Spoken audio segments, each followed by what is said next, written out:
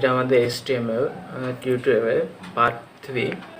তো এই টিউটোরিয়ালে আমরা HTML বেসিক কিছু এক্সাম্পলগুলো দেখবো এবং সেগুলো আমরা নিজেরা ইউজ করব। তো আমি সর্বপ্রথম কোড এডিটরে যাই, তারপর আমি একটা নিউ ডকুমেন্ট নেই, কন্ট্রোল নিউ দিয়ে একটা ডকুমেন্ট, মানে এটা আমি আগে সেভ করি যে ডট সেভ, আমি এটা 03.html এই নামে আমি সেভ করলাম। ওকে, তো আমরা সর্বপ্রথম কী করি, আমাদের HTML প্রথমে ডকুমেন্ট টাইপ সেট করতে হয় যে ডক টাইপ HTML। ওকে, এইটুকু ব্যাপার। এরপর আমরা দেখবো যে HTML এটা আমাদের রুট, কী বলে, এটা আমাদের রুট ট্যাগ। তারপর আমাদের কী করবো, একটা আমাদের মেটা ইনফরমেশনগুলো আমরা হেড ট্যাগের মধ্যে রেখি, তার জন্য আমরা দেখবো যে হেড। ওকে, এরপর আমি হেড ট্যাগটাকে ইন করে দেবো, আর এর মধ্যে আমরা একটা টাইটেল দিই, যে টাইটেল আমি দিলাম যে 0 থেকে নারা HTML টিউটোরিয়াল। ওকে, তো আমরা টাইটেল দিলাম। এরপর সরি, ডক টাইপে মেবি আমার একটা আছে, হ্যাঁ ঠিক আছে। এরপর আমরা বডি ইউজ করবো, যে বডি এর মধ্যে আমাদের সব এলিমেন্টগুলো থাকবে যা যা আমরা ইউজ করবো, যা যা আমাদের ইউজাররা দেখবে। ওকে, তো এর মধ্যে আমরা প্রথমে h1 ট্যাগ দিয়ে, মানে হেডব্যান্ড ইউজ করে আমরা দেখবো যে টাইনি, আমি আপাতত টাইনি প্রোগ্রামার রিলেটেড আমার তো রেডে রেখেছি। আর আমি একটা প্যারাগ্রাফ ট্যাগের মধ্যে দেখবো, সাবমেট টেক্সটে একটা শর্টকাট আছে, আর যে কোনো ট্যাগ লিখে যদি ট্যাবের উপর প্রেস করে তাহলে সেই ট্যাগটা মানে স্টার্ট ইন দুইটা হয়ে যায়। আমি এখানে লিখলাম সাবস্ক্রাইব। ওকে, জাস্ট এইটুকু। তো আমি যদি এটা ওপেন করি, তো আমি এখানে 3.html নামে সেভ করা আছে, তো আমি যদি ওপেন করি, ডাবল ক্লিক দিই, তাহলে আমি এখানে দেখাইতেছে যে tiny programmer limited please subscribe. Okay, তো এখানে আমাদের দেখেছি আমরা আগে যা করছিলাম সেটাই। তো ডক টাইপ এটা হচ্ছে জাস্ট আমাদের, এটা যে HTML5 সেটা আমাদের নির্দেশ করে। এখন আমরা হেডিং হালকা আলোচনা করবো। তো এই এই ভিডিওতে আমার মূলত সব কিছু বেসিক ট্যাগগুলো নিয়ে হালকা আলোচনা করবো, এগুলো কিন্তু আমরা পরে আরেকটু ডিপ ইউজ করবো। তো হেড ট্যাগ কি, তো হেডিং ট্যাগ আমাদের HTML মূলত 6টা আছে, যেরকম h1, আমি এটা কী করি, এরপর আছে h2, h3, h4, h5, আরেকটা আছে, ও দুইবার হয়েছে, সেটা হচ্ছে h6। ওকে, 1 থেকে 6টা, এই যে আমাদের h1 to h6।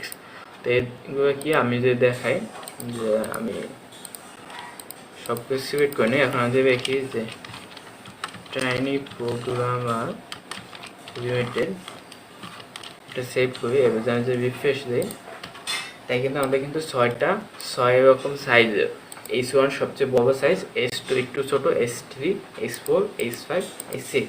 আর যে এখানে যে নাম্বারগুলো সেট করে দেই, যে 01, তো আমার 6টা সিলেক্ট করলাম। এখন আমি যদি দেখি, তো আমরা দেখতে পাচ্ছি 1 সবচেয়ে বড়, 2 একটু ছোটো, 3, 4, 5, 6 হচ্ছে সবচেয়ে ছোটো। তো এই মুহূর্তে আমাদের 6টা হেডিং, এই হেডিংগুলো আমার যখন আমাদের যেটাকে সেইভাবে আমরা ইউজ করবো।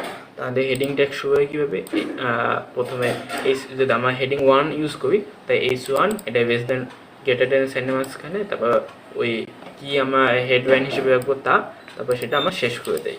ওকে, তো এরপর আছে যে HTML প্যারাগ্রাফ। তো আমরা যখন কোনো প্যারাগ্রাফ লিখতে যাব, তখন আমরা এই ট্যাগটা ইউজ করব।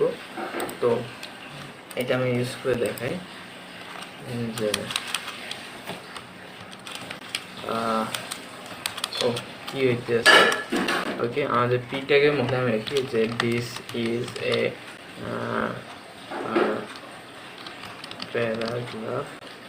প্যারাগ্রাফ মেবি বানান ভুল, হ্যাঁ ঠিক আছে, প্যারাগ্রাফ। তারপর আমি চাই একটু ডিটেল রাখতে পারি, কেউ চাই নিজের সম্পর্কে রাখতে পারি, আই অ্যাম আছে ফাংশন নাফে আইভি রিপুট ওকে কেউ চাইলে আরো যা ইচ্ছা তা রাখতে পারে। তো এখানে আমার একটা ডিসক্রিপশন মানে প্যারাগ্রাফ আমরা রাখতে পারি, যেরকম এই প্যারাগ্রাফ দুইটা দেখাইতে আছে। তো প্যারাগ্রাফে আর বিশেষ কিছু নাই। এরপর আছে লিঙ্ক মানে কি, যে আমরা এখানে একটা বাটন রাখতে চাই যে সাবস্ক্রাইব, তো ওইটা ক্লিক করে বা মাই চ্যানেল ক্লিক করে আমার ইউটিউব চ্যানেলে চলে যাবে। তো এটা কীভাবে করবো, তো তার জন্য আমরা এ ট্যাগটা ইউজ করবো, এখানে আছে এ ট্যাগ ইউজ করবো। তো আমি সর্বপ্রথম আমি এতগুলো আমার রাখবে না, আমি এই ট্যাগের মধ্যে আমি প্রথমে দেখে আমি কোনো করবো না, শর্টকাট করবো না। প্রথমে রেজিস্ট্যান্সের মধ্যে এ রেখে তারপরে স্পেস দিয়ে আমাদের একটা অ্যাট্রিবিউট রাখতে হবে। এই অ্যাট্রিবিউট নিয়ে বিস্তারিত আমরা পরে আলোচনা করবো। তো এখানে থাকবে HREF, এই অ্যাট্রিবিউটের মাঝখানে আমার রাখতে হবে যে কোন লিঙ্ক মানে কোথায় যাইতে চাই সেটা অ্যাড্রেসটা। তো সেই অ্যাড্রেস আমি সাপোজ এই পেজে যাইতে চাই, তো আমি এটা কপি করবো, আমি এখানে পেস্ট করে দেবো। আর এরপর আমাদের এই ট্যাগটা ইনপুট করতে হবে। আর এই মাঝখানে আমাদের রাখতে হবে যে এটা মানে বাটনের নামটা কি হবে, সাপোজ রাখলাম গো। ওকে, আমি যদি এটা সেভ দিই দেখেন কিন্তু গো নামে একটা লেখা আসছে, আর তার নিচে একটা আন্ডারলাইন দেওয়া আছে একটু নীল কালার, একটু বেগুনি টাইপের। তো এখানে আমি যদি চাপ দিই তাই কিন্তু আমাদের এই পেজে নিয়ে গেল। আমি ব্যাকে যাই, আচ্ছা এটা ভিউ সোর্স দেখি, এখানে আমি দেখতে পাচ্ছি এইটাকে মধ্যে এটা আছে। চাই আমরা এটা নিউ ট্যাবে ওপেন করতে পারি, যে open link in a new tab. Okay, তো এটা একটা লিঙ্ক, এখান থেকে আমরা অন্য কোথাও যাইতে পারি, সবাই এখান থেকে ফেসবুক প্রোফাইলে যাইতে পারি বা অন্য যে কোনো অ্যাড্রেসে চলে যাওয়া যাবে। তো এটা হচ্ছে HTML লিঙ্ক। আর HTML ইমেজ, যদি আমার লিঙ্ক এটি নেওয়ার পর বিস্তারিত আলোচনা করবো, তবে HTML ইমেজ। তো HTML ইমেজে যদি আমি যাই, এর জন্য আমাদের প্রথমে এটার কোনো ইন্ট নাই, মানে আমাদের যে ট্যাগ একটা থাকে এক্সট্রা ট্যাগ আর ইন ট্যাগ।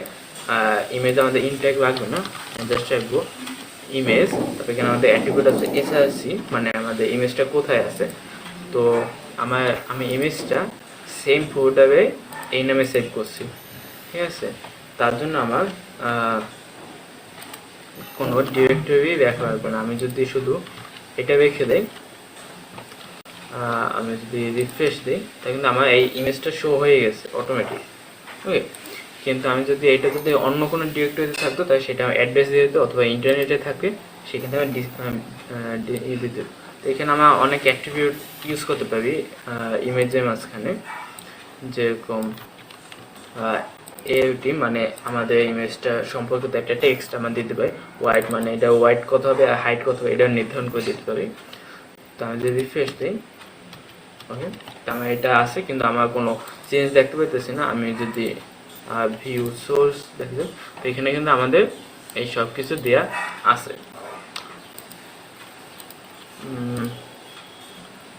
তো আমাদের এই পর্যন্তই। তো এখানে অনেক কিছুই হতে পারে বুঝতে পারে নাই, তবে সেগুলো আমরা নেক্সট এইখানে এই প্রত্যেকটা ট্যাগেরই ডিসক্রিপশন দেওয়া আছে, সেখানে আমরা বিস্তারিতভাবে জানবো। তো আজকে ভিডিও এই পর্যন্তই।